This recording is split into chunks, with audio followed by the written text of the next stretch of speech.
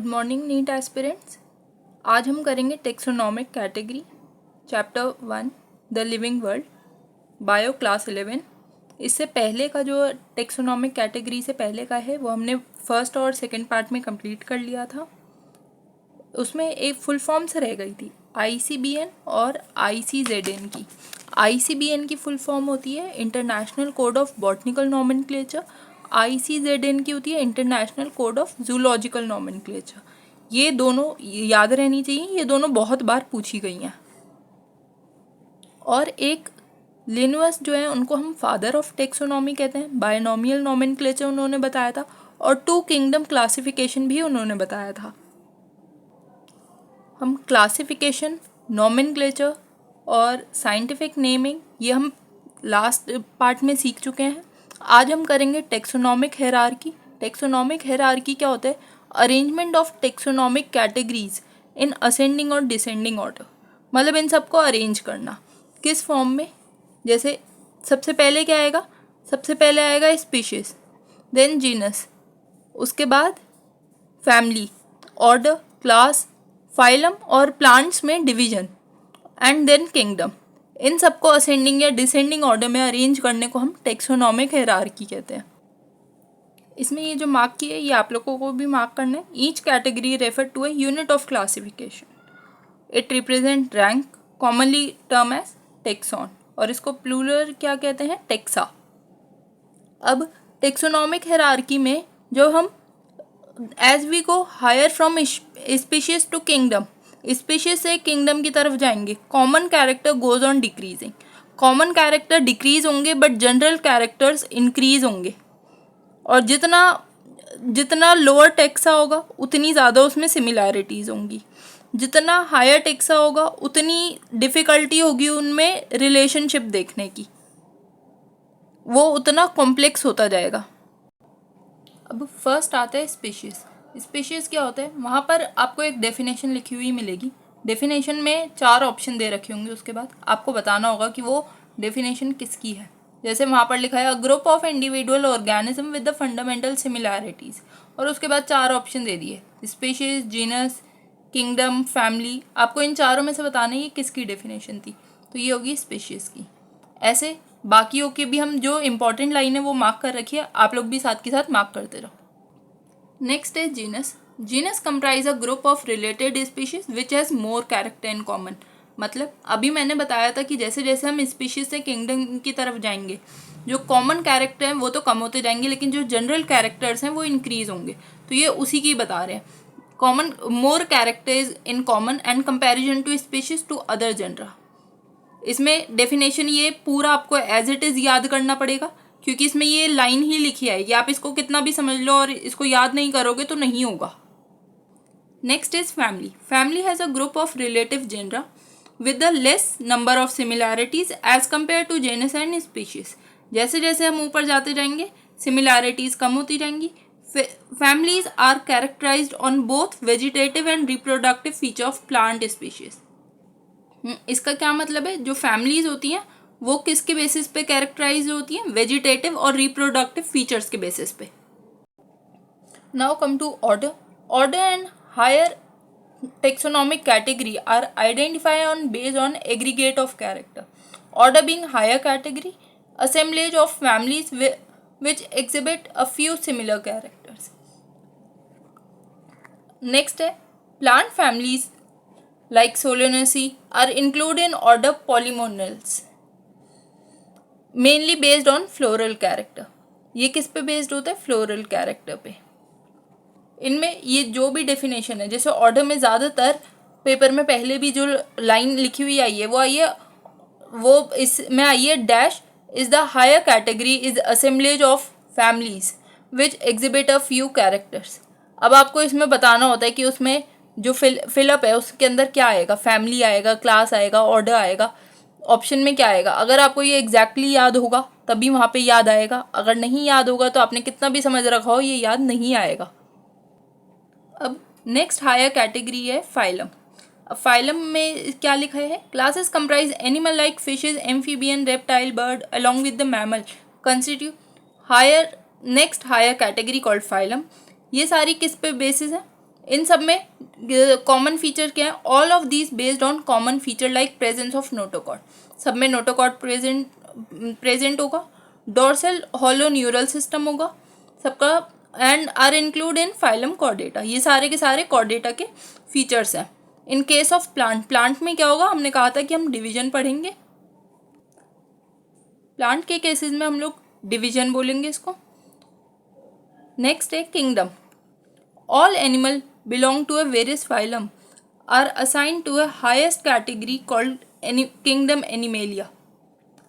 अब इसमें लास्ट में आपको स्पीशीज टू किंगडम तक असेंडिंग ऑर्डर में दे रखा है।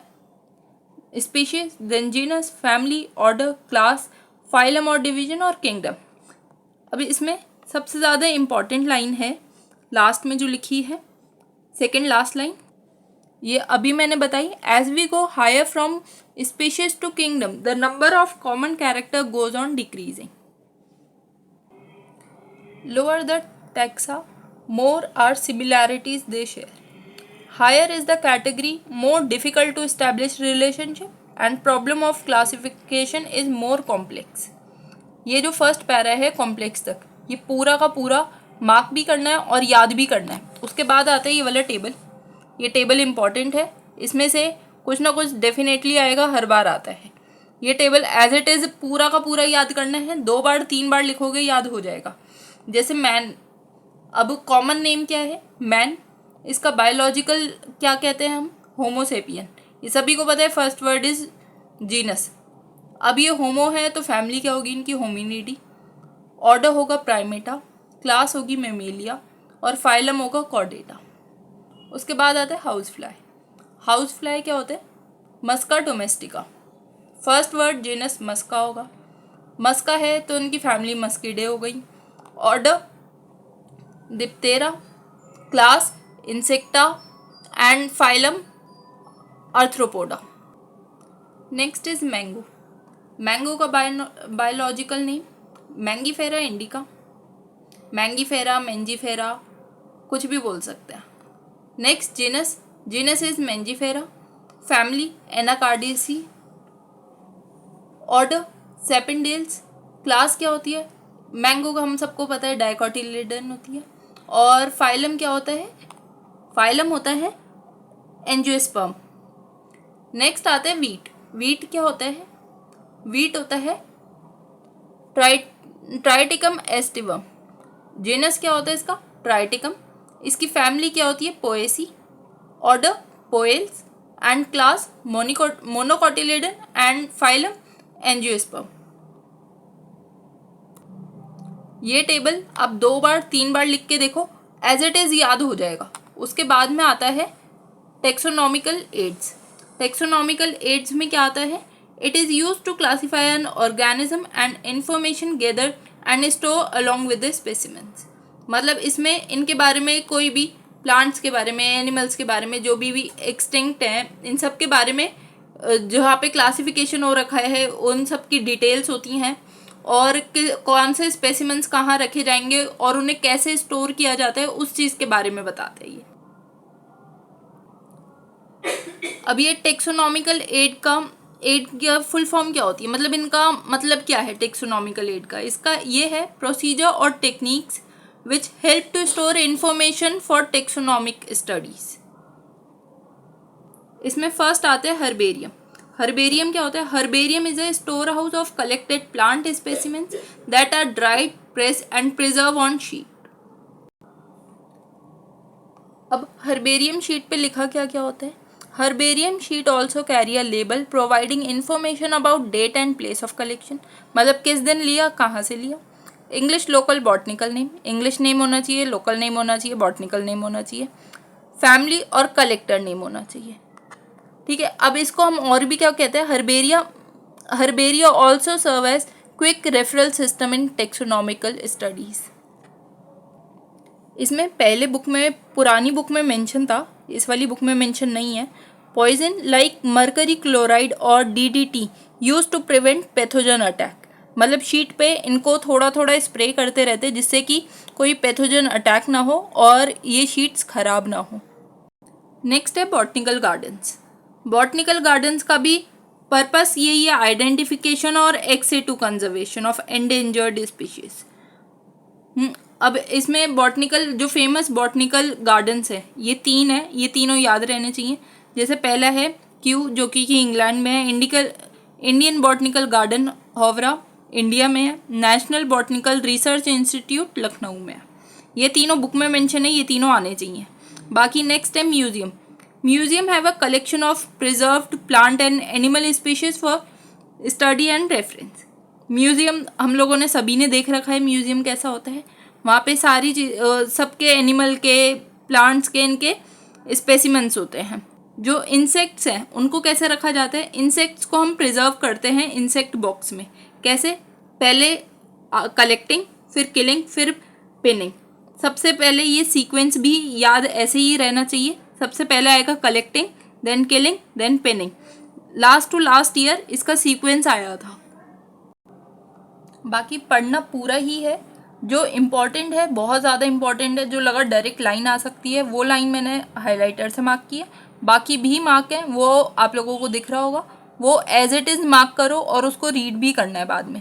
अब जूलॉजिकल पार्क्स क्या होते हैं? जूलॉजिकल पार्क्स हमने सबने देखे हैं, जो कि कॉमनली हम जिसे जू कहते हैं, जहाँ पे वाइल्ड एनिमल्स को रखा जाता है, जिसमें उनको ऐसा ही एटमॉस्फेयर देने की कोशिश की जाती है जो कि उनके नेचुरल हैबिटेट से सिमिलर हो। हम बहुत ज़्यादा सेम वैसा एटमॉस्फेयर नहीं दे सकते, लेकिन जितना पॉसिबल होता है उतनी उनका नेचुरल हैबिटेट क्रिएट करने की कोशिश की जाती है। जैसे उन्हें जितना स्पेस चाहिए उतना स्पेस दिया जाए, जैसे उन्हें फूड पसंद है वैसे उन्हें फूड प्रोवाइड किया जाए। तो ये हो गया जू। जू के बारे में, वाइल्ड एनिमल को यहाँ पर रखा जाता है प्रोटेक्शन और similar condition as natural habitat, as their natural habitat. इसका जू का भी पर्पस यही होता है, identification, ex situ conservation of endangered species.